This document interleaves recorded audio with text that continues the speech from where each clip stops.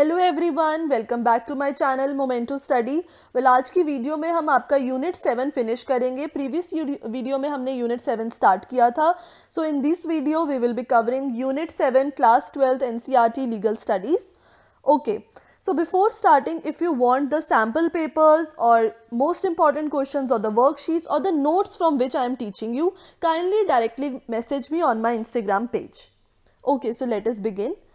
First topic is international law and the municipal law. International law अभी तक हम पढ़ रहे हैं ऐसा लॉ जो विद इन कंट्रीज के कंडक्ट को, डिफरेंट नेशंस के कंडक्ट को आपस में गवर्न करता है। वेयर एज म्यूनिसिपल लॉ वो होता है जो विद इन कंट्री अप्लाई होता है। फॉर एग्जाम्पल, इंडिया के लिए म्यूनिसिपल लॉ में आ जाता है constitution, IPC, contracts law, family law, CrPC, CPC. So एक क्वेश्चन यहाँ पे माइंड में आना चाहिए कि क्या इंटरनेशनल लॉ भी directly applied to the domestic jurisdiction? क्या हम एक ऐसा इंटरनेशनल लॉ जो विद इन नेशंस अप्लाई हो रहा है उसे डायरेक्टली अपनी डोमेस्टिक जुरिस्डिक्शन पर अप्लाई कर सकते हैं?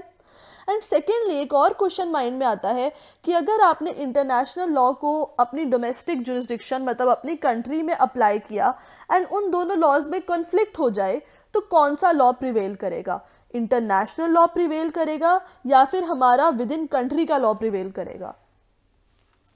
सो इस क्वेश्चन को समझने के लिए firstly I will teach you 4 to 5 principles, जिसके बाद इस क्वेश्चन का आंसर आपको क्लियर हो जाएगा। So the first principle is municipal law can not serve as a defence to a breach of international law. अब let us take an example जिससे आपको क्लियर होगा। हमारे इंडिया में अगर आपको within, this is a country India, अगर आपको इंडिया में विद इन इंडिया ट्रैवल करना है तो आप एक अपनी फ्लाइट में up to 2 lakhs of gold carry कर सकते हैं। वेयर एज अगर आपको इंटरनेशनली ट्रैवल करना है तो वही लिमिट अप टू 1 lakh हो जाती है। सो अगर आपको इस बात का नहीं पता था एंड आप इंटरनेशनल फ्लाइट में 2 lakhs का गोल्ड ले जाते हैं तो आप ये डिफेंस नहीं ले सकते कि हमें ये बात नहीं पता थी। सो जस्ट बिकॉज आपकी विद इन कंट्री में म्यूनिसिपल लॉ कुछ और है, इसका मतलब ये नहीं होता कि आप इंटरनेशनल लॉ ब्रीच कर सकते हैं। This does not give you right to breach the international law. आपको इंटरनेशनल लॉ भी फॉलो करना पड़ेगा, म्यूनिसिपल लॉ भी फॉलो करना पड़ेगा। एंड अगर म्यूनिसिपल लॉ और इंटरनेशनल लॉ में वेरिएशन है तो that you have to keep in mind. You can not say later कि हमें पता नहीं था एंड इसलिए हमने इंटरनेशनल लॉ का ब्रीच कर दिया। So this defence will not work. I hope ये आपको समझ आया। नेक्स्ट प्रिंसिपल है neither can a person say that their consent to a treaty is invalidated by the way of change to its municipal law. For example, दो countries A and B ने आपस में एक ट्रीटी साइन करी। उस treaty के basis पर उन्होंने अपने डोमेस्टिक जुरिस्डिक्शन में लॉ अप्लाई किया, बट डोमेस्टिक जुरिस्डिक्शन में उनके लॉ में थोड़ा सा वेरिएशन आया। So this does not mean कि वो इंटरनेशनल लॉ को फॉलो नहीं करेंगे। अगर विद इन कंट्री ए कुछ लॉ में डिफरेंस आया है, दिस डज नॉट मीन कि ए इंटरनेशनल लॉ को फॉलो नहीं करेगा। ए को तब भी इंटरनेशनल लॉ को फॉलो करना ही पड़ेगा। Next principle is ICJ, that is international court of justice, has stated that the lack of domestic legislation cannot be taken as a defense if there is an international obligation on the state not to do a certain act. For example, internationally we know UN Charter में mentioned है कि child labor is abolished. All right, so child labor abolished है। अब for example India में child labor पे कोई law नहीं है तो इंडिया ये डिफेंस नहीं ले सकता कि बिकॉज इंडिया में ऐसा कोई लॉ नहीं है इसलिए हम इंटरनेशनल लॉ को नहीं मानेंगे। इवन इफ इंडिया में चाइल्ड लेबर का लॉ नहीं है तब भी इंडिया को इंटरनेशनल नॉर्म्स के साथ कन्फाइन करना पड़ेगा, इंटरनेशनल नॉर्म्स को मानना पड़ेगा। But for your knowledge students, India में चाइल्ड लेबर के लिए लॉ है हमारे पास, चाइल्ड लेबर को प्रोहिबिट करने के लिए। This is just an example I am taking just to make you understand. Next principle है some international obligations and treaties require that countries adopt domestic legislation in line with the international obligations. So कुछ ऐसी international treaties होती हैं जिसको अगर country sign करें तो उसमें स्पेसिफिकली लिखा होता है कि अगर आप इस ट्रीटी को साइन कर रहे हैं तो आपको इस ट्रीटी से रिलेटेड अपनी कंट्री में भी लॉ बनाना पड़ेगा। फॉर एग्जाम्पल फोर्स्ड लेबर, अगर इंडिया फोर्स्ड लेबर की कन्वेंशन को साइन करता है तो उस कन्वेंशन में स्पेसिफिकली लिखा है कि इंडिया को भी ये लॉ अडॉप्ट करना पड़ेगा with in a specified time, जहां पे इंडिया अपनी कंट्री में फोर्स्ड लेबर को प्रोहिबिट करे एंड बैन करे। सो ये थे 4 प्रिंसिपल्स जो जनरल है नेचर में और हमेशा अप्लाई होते हैं। Now let us understand UK and USA का सिनेरियो। सो यूके में अप्लाई होती है doctrine of transformation. This doctrine says that before any international agreement can be considered applicable domestically, it must be transferred into a municipal law. It simply means अगर UK किसी convention को sign करता है और उन्हें उस इंटरनेशनल अग्रीमेंट को अपनी विद इन कंट्री में अप्लाई करना है तो उन्हें इंटरनेशनल लॉ से रिलेटेड म्यूनिसिपल लॉ बनाना पड़ेगा। फॉर एग्जाम्पल ये इंटरनेशनल लॉ है और यूके को इसे अपनी कंट्री में अप्लाई करना है, तो एक सिमिलर लॉ यूके अपनी कंट्री में बनाएगी एंड उस लॉ को यूके अपनी कंट्री में प्रिवेल करेगी। देन आते हैं हम यूएसए पे। यूएसए पे होता है कि customary international law is federal law and if federal courts in USA से it to be binding then it's binding on the state courts as well. So simply अगर फेडरल कोर्ट्स बोलते हैं कि कोई लॉ बाइंडिंग है, कोई international law binding है, तो वो सिंपली यूएसए में बाइंडिंग हो जाएगा। अब डिफरेंस यूएसए और यूके में यहाँ पे समझना है। यूके में एक इंटरनेशनल लॉ तभी अप्लाई होता है जब वो प्रॉपर म्यूनिसिपल लॉ में कन्वर्ट हो जाता है, वेयर एज यूएसए में इंटरनेशनल लॉ डायरेक्टली अप्लाई हो जाता है with in a country, just courts को कहना होता है कि yes that law is binding. So USA में कोई स्पेशल ट्रांसफॉर्मेशन नहीं करनी पड़ती, अनलाइक यूके में देयर इज ट्रांसफॉर्मेशन डॉक्ट्रिन, आपको ट्रांसफॉर्मेशन करनी पड़ती है लॉ को अप्लाई करने के लिए, बट इन यूएसए अगर कोर्ट बोल दे कि लॉ बाइंडिंग है तो लॉ डायरेक्टली कंट्री में बाइंडिंग हो जाएगा। And the next point is act of parliament is still supreme. Yes, parliament USA में सुप्रीम है, even though international law apply हो रहा है, बट पार्लियामेंट की बात हमेशा सुप्रीम रहेगी। सो ये हमने डिस्कस किए जनरल प्रिंसिपल्स कैसे गवर्न होता है। Therefore let us come to the conclusion now. Conclusion में आप अपने आंसर शीट में ये लिख सकते हैं कि each country has its own method of dealing with international law, जैसे हमने यूएसए एंड यूके के बारे में पढ़ा। बट एक जनरल प्रिंसिपल है जो हमेशा लगता है कि if there is a conflict between domestic law and the international law, supremacy depends on the forum, that is the court dealing the case. For example, अगर दो कंट्रीज के बीच में डिस्प्यूट हुआ एंड वो डिस्प्यूट इंटरनेशनल फॉरम रिजॉल्व कर रहे हैं तो इंटरनेशनल फॉरम इंटरनेशनल लॉ को प्रेफरेंस देगी। वेयर एज अगर आप domestic forum like within India आप डिस्प्यूट सॉल्व कर रहे हो तो इंडिया के कोर्ट्स इंडिया के लॉ को प्रेफरेंस देंगे। So it all depends upon the court. अगर आप विद इन कंट्री किसी कोर्ट में सॉल्व करवा रहे हैं केस तो वहाँ की कंट्री का लॉ अप्लाई होगा, वेयर एज अगर आप इंटरनेशनल ऑर्गेनाइजेशन से अपना केस रिजॉल्व करवा रहे हैं तो वहाँ इंटरनेशनल लॉ अप्लाई होगा। So I hope you are clear with this concept of international law, municipal law and who is supreme. All right, next topic is international law and India. So India में we have 2 specific articles in our constitution जो ये बात बोलते हैं कि हमें international law का respect करना है, इन इंटरनेशनल ट्रीटीज़ को फॉलो करना है। So first article is article 51 in the Indian constitution. ये बोलता है कि स्टेट को ऐसे स्टेप्स लेने हैं जिससे दिख सके कि हम इंटरनेशनल लॉ की रिस्पेक्ट कर रहे हैं और हम उनकी ऑब्लिगेशंस को फॉलो कर रहे हैं। So this is stated in Article 51. Then आता है Article 253.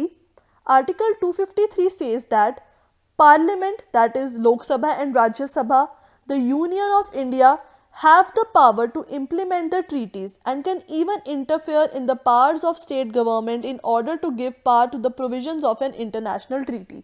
It simply means Parliament और Union of India के पास power है that if they wish they can apply the international law to India and even within the different states. So parliament की बात international law में supreme रहेगी और parliament state parliament में भी इंटरफेयर कर सकती है इंटरनेशनल लॉ को बाइंडिंग करवाने के लिए, इंटरनेशनल लॉ को फॉलो करवाने के लिए। So if the question comes regarding international law in India, firstly you will explain these 2 articles, Article 51 and Article 253. Then you will give 3 important case laws. First case law is Kesavananda Bharati versus state of Kerala. इस case में ये बोला गया था कि court must interpret the provisions of the constitution in the light of charter of United Nations.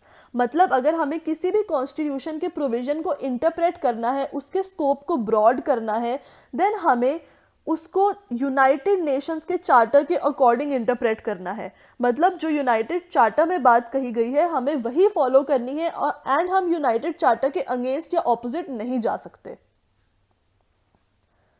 Next case है मगन भाई Patel versus union of India. And इस केस में बोला था कि अगर कोई भी इंटरनेशनल लॉ हमारे सिटीजन्स के राइट्स को रिस्ट्रिक्ट करता है या मॉडिफाई करता है तो वो इंटरनेशनल लॉ डायरेक्टली नहीं अप्लाई किया जाएगा। उस इंटरनेशनल लॉ को अप्लाई करने के लिए पहले हमें पार्लियामेंट का अप्रूवल लेना पड़ेगा। अगर पार्लियामेंट पास करती है उस इंटरनेशनल लॉ से रिलेटेड एक domestic legislation with in India में, तभी वो इंटरनेशनल लॉ अप्लाई होगा। एंड इस केस में ये बहुत इंपॉर्टेंट बात बोली गई थी कि international law can not override the domestic law. मतलब इंडिया में डोमेस्टिक लॉ प्रिवेल करेगा, सुप्रीम है, और इंटरनेशनल ट्रीटी हमारे डोमेस्टिक लॉज को वायलेट नहीं कर सकती। सो अगर इंडिया में कॉन्फ्लिक्ट आता है international law and domestic law से related, so international law prevail नहीं करेगा, डोमेस्टिक लॉ हमेशा प्रिवेल करेगा। Then we have Vishakha versus state of Rajasthan. इसमें ये बोला था कि इंडियन कोर्ट्स इसमें बोला नहीं था, एक्चुअली इस केस में इंडिया ने प्रोविजंस अप्लाई किए थे एक कन्वेंशन के, और वो कन्वेंशन थी convention on elimination of all the forms of discrimination against the women. So इस कन्वेंशन के लाइट में Vishaka versus state of Rajasthan में you must be knowing supreme court ने गाइडलाइंस इशू करी थी। So those guidelines were taken from this convention. So our last topic is dispute resolution, that अगर कोई भी विद इन डिफरेंट कंट्रीज कोई dispute arise होता है, जो विच यू कैन सी कि होते ही रहते हैं, सो वो डिस्प्यूट्स कैसे रिजॉल्व होंगे। सो फर्स्ट फॉरम उस डिस्प्यूट को रिजॉल्व करने का है हमारे पास international court of justice. So international court of justice United Nations की ही ऑर्गन है, 1946 में सेटअप हुई थी, हेग नीदरलैंड्स में ये सिचुएटेड है, और इनका एक खुद का स्टैट्यूट है। फॉर एग्जांपल इंडिया में हमारे पास कॉन्स्टिट्यूशन ऑफ इंडिया है, तो ICJ international court of justice के पास भी अपना खुद का स्टैट्यूट ऑफ आईसीजे है, and all the members of UN are party to this statute. So सारे मेंबर्स का अगर कोई भी डिस्प्यूट हो आपस में किसी भी कंट्री के साथ, तो इस स्टैट्यूट के अकॉर्डिंग सॉल्व होगा। प्लस इस स्टैट्यूट की एक और स्पेशल बात है कि इवन नॉन मेंबर्स में also become parties by use of article 93। सो अगर कोई स्टेट यूएन का पार्ट नहीं है बट उनको अपना डिस्प्यूट आईसीजे से रिजॉल्व करवाना है, तो वो आर्टिकल 93 का एप्लीकेशन से आईसीजे में अपना केस लेके जा सकती हैं। नेक्स्ट पॉइंट है court have jurisdiction to decide the cases in which parties agree to appear before the court on their own and agree to bound by decision of ICJ. So this is a very important point कि ICJ उन्हीं cases को resolve करता है जहाँ पे दोनों parties, for example दोनों countries agree करती हैं कि येस हमें अपना डिस्प्यूट आईसीजे से रिजॉल्व करवाना है, एंड दोनों कंट्रीज इस बात को अग्री करती हैं कि हम आईसीजे के डिसीजन को मानेंगे। अदरवाइज डिसीजन का कोई बेनिफिट नहीं है अगर दोनों कंट्रीज ही रिफ्यूज़ कर दे मानने से। सो हमने ये पहले भी बात पढ़ी थी कि international law is based on consent, it is a consent based governance. So dispute resolution भी कंसेंट बेस्ड है। अगर दोनों कंट्रीज मानती हैं कि हम फॉलो करेंगे, तभी दोनों कंट्री के कंसेंट के बेसिस पर आईसीजे डिस्प्यूट को रिजॉल्व करता है। सो आईसीजे के पास एडवाइजरी जुरिस्डिक्शन भी है। अंडर आर्टिकल 65 से 68 तक आईसीजे अपनी मेंबर कंट्रीज को किसी भी सिचुएशन या प्रॉब्लम से रिलेटेड एडवाइस कर सकते हैं, बट ये एडवाइस बाइंडिंग नहीं होती, it is simply used as a reference. अगर कंट्रीज को फॉलो करना है तो वो कर सकते हैं, नहीं तो नहीं कर सकते। सो आईसीजे हमारे पास बहुत ही प्राइमरी सोर्स है डिस्प्यूट रिजॉल्व करने का। देन हमारे पास सेकेंड फोरम भी है, that is international criminal court. International criminal court is kind of a tribunal and ये ट्राइब्यूनल सेटअप हुआ था by virtue of Rome statute in 2002. So it is a very recent tribunal जो setup हुआ है. ICJ हमारे पास बहुत पहले से है, around 1946, whereas Rome statute 2002 में हुआ, जिससे हमारे पास इंटरनेशनल क्रिमिनल कोर्ट आया. सो आईसीजे तो हर तरह के केसेस को डील करता है, but international criminal court only 4 types of cases को डील करता है. और वो 4 टाइप्स हैं: genocide, crimes against humanity, war crimes and crimes of aggression. So अगर कोई केस इन 4 कैटेगरीज में फॉल करेगा तभी वो केस इंटरनेशनल क्रिमिनल कोर्ट के पास जाएगा, otherwise all other cases are resolved by ICJ. So ICC, that is International Criminal Court, can prosecute for the crimes committed in a country which accepts the jurisdiction of the court. So ICJ में हमने पढ़ा कि वो non members के भी dispute resolve करता है, but ICC का जो स्टैट्यूट है वो सिर्फ मेंबर कंट्रीज पर अप्लाई होगा. And ICC only deals with criminal cases, ये बात मैंने आपको बता दी. Therefore, it has less jurisdiction than ICJ because ICJ her cases को डील करता है, whereas इंटरनेशनल क्रिमिनल कोर्ट सिर्फ क्रिमिनल केसेस को डील करता है. देन हमारे पास एक third method of dispute resolution mechanism भी है. पहला हो गया आईसीजे, देन हो गया इंटरनेशनल क्रिमिनल कोर्ट, थर्ड आ गया अदर मेथड. अदर मेथड में हम देखते हैं कि अगर कंट्रीज किसी ट्रीटी साइन करती हैं और उस ट्रीटी में वो खुद से बोलती हैं कि अगर हमारा कोई भी डिस्प्यूट हुआ तो हम खुद से एक ट्राइब्यूनल सेटअप करेंगे एंड उस ट्राइब्यूनल के बेसिस पर हमारे केस सॉल्व होंगे, देन आप अपने अलग से ट्राइब्यूनल भी सेटअप कर सकते हैं, कंट्री सेटअप कर सकती हैं, नॉट यू. सो इसका एग्जाम्पल है general agreement on trade and tariffs provides for dispute resolution panel within its own provision. So ये एक कन्वेंशन है, general agreement on trade and tariffs. इस कन्वेंशन में सिंपली लिखा गया है कि अगर इस कन्वेंशन से रिलेटेड कोई डिस्प्यूट होगा तो एक खुद का पैनल कॉन्स्टिट्यूट होगा रिजॉल्व करने के लिए. सो ये केस आईसीजे पास नहीं जाएगा, आईसीसी के पास नहीं जाएगा, बल्कि इनके in built mechanism, that is in built panel के पास जाएगा. Then United Nations has created its own forum to deal with issues related to investment disputes. So ऐसे पर्टिकुलर डिस्प्यूट्स को डील करने के लिए जनरल स्मॉल ट्राइब्यूनल्स भी set up हो सकते हैं, जिसको हम अदर डिस्प्यूट रेजोल्यूशन मैकेनिज्म की कैटेगरी में मानते हैं. सो विद दिस आपका कवर होता है यूनिट 7 एंड इसी के साथ आपका एनसीईआरटी का सिलेबस क्लास 12th का ख़त्म होता है. अगर आपको वीडियोस अच्छी लगी, समझ आई, then please drop a like on my video, subscribe to my channel. It gives me motivation to make more videos for you guys. And if you need any help, any doubt, any question or query, kindly directly contact me on my Instagram page, or you can also drop a comment on the YouTube channel. And अगर आपको important questions पर video चाहिए, जो most expected questions है जो आ सकते हैं, then kindly drop a comment on this video. I will get to know that who all wants the video and I will make the video accordingly. So thank you students, all the best, do well. I hope you all pass with flying colors in your examination.